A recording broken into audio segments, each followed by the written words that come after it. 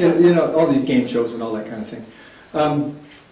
And the scientists are not being heard. There's something else that's happening which you may or may not know, and for this I blame lobbyists and politicians. Here comes my ranting bit. There's a great book that came out a few years ago, I think it was about 10 years ago, called Science Under Siege. It's written by Todd Wilkinson, a journalist who lives out west. And he said that scientists, wildlife biologists and geologists and all kinds of scientists all over, it was talking about America, are under siege. They're having their work muzzled by lobbyists and politicians who don't want to hear about what's going to happen if you do snowmobiling in Yellowstone Park. That they don't want to hear what's going to happen if you have all-terrain vehicles rushing over these delicate deserts, etc., etc.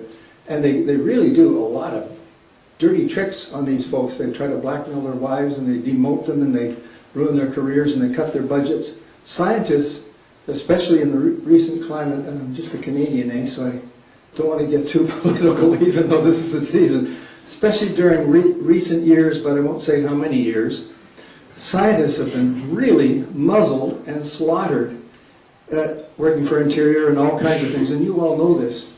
And nobody says anything about it. And it's not front page news in the New York Times.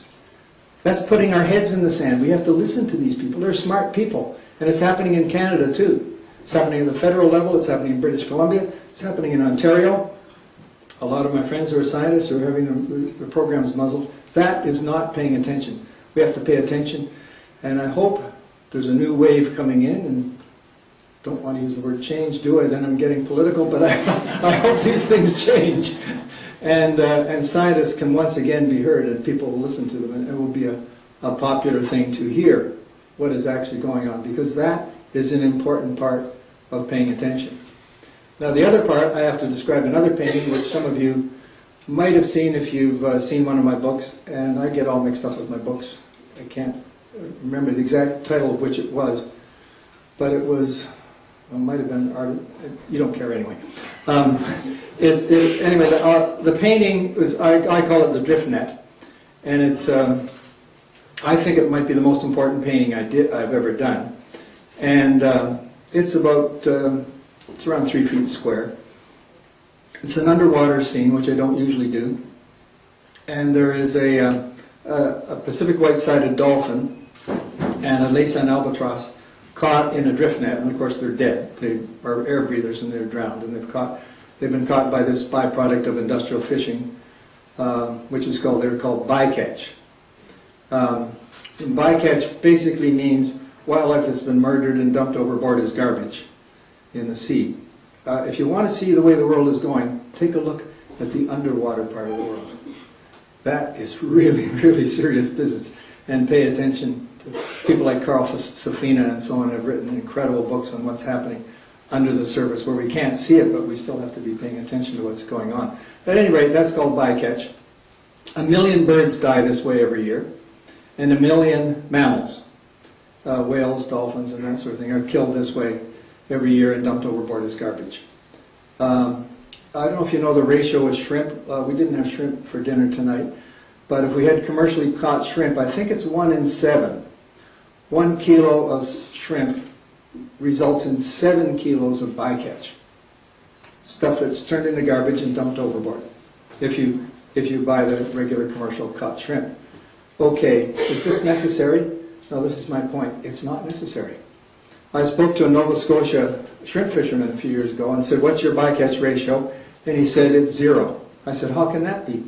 He said, "Well, I've got these stainless steel meshes, and I attach them to my shrimp traps, and it steers away all the undersized shrimp and all of the fishes.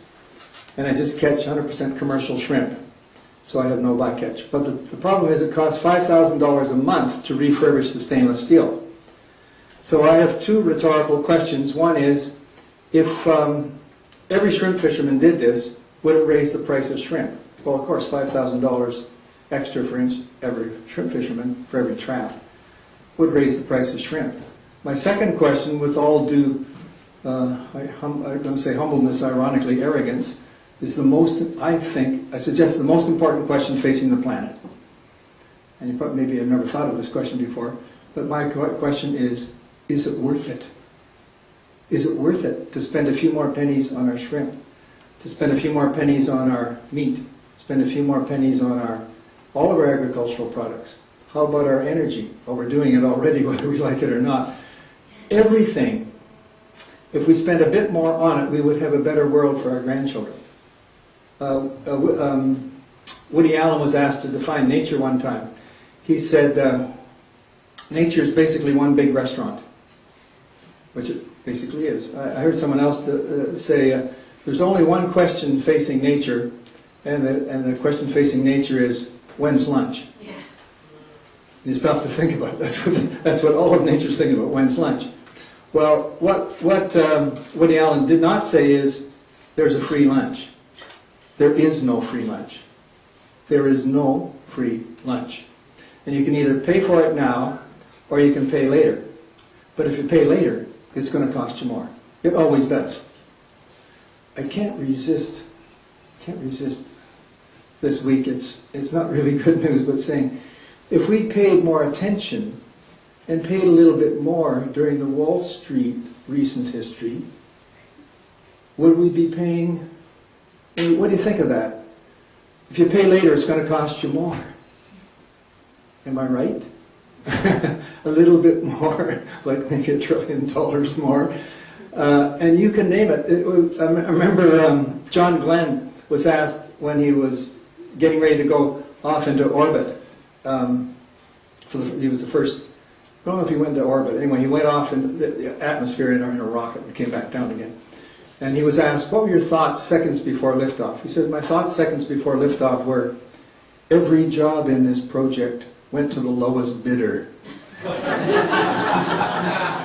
Sound familiar?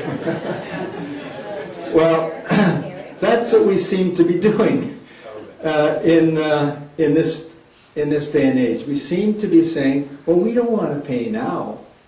We'd actually rather, clean up our. Luckily, there's some of the big sugar companies. They're now going to help clean up the Everglades. It's going to cost a lot more than it ever did before, but it's a lot of money. Maybe it's billions of dollars, but at any rate, it's happening. So some companies and some governments are smartening up and realizing we have to start thinking about we pay for it now because it's going to cost an awful lot more to do it later. And I've heard some people say, well, our attitude today, our general attitude today is, well, we don't want to do it now, so we'd basically rather do it later, which means we'd rather let our grandkids pay. That seems to be a general popular thing, and it's the most popular thing politically. But it doesn't make any sense, and it certainly doesn't make any sense with nature. So I guess I'd like to conclude, before I go on anymore and get anybody more sort of down in the dumps, we can have a beautiful planet. Well, I just wanted to say, first of all, we've got a room full of great people here tonight who are doing exactly, they're paying attention, and quite a few people are paying. And there are wonderful foundations out there that are paying. Paul Hawken has come out with his latest book, The Blessed Unrest. And he said there's over 1 million organizations worldwide dedicated to making the world a better place. 1 million organizations. And they have thousands of members. It's a totally different world in that way, too, in the positive way than it was when I was a kid, starting out doing art. And so it's a wave that I think is happening, and think of all the greening and even the greenwashing and all that kind of things going on. So there's a tremendous amount of good news out there, and there's a lot of good folks at every single level that are making things better. And I firmly believe we can have an absolutely fabulous planet Earth with lots of nature, which by the way, of course, is our subject matter. Lots of nature for us and for our children and for our grandchildren and their grandchildren on into the future. And we only have to do two things. We have to pay attention and we have to pay for it. And I happen to think it's worth it. Thank you very much.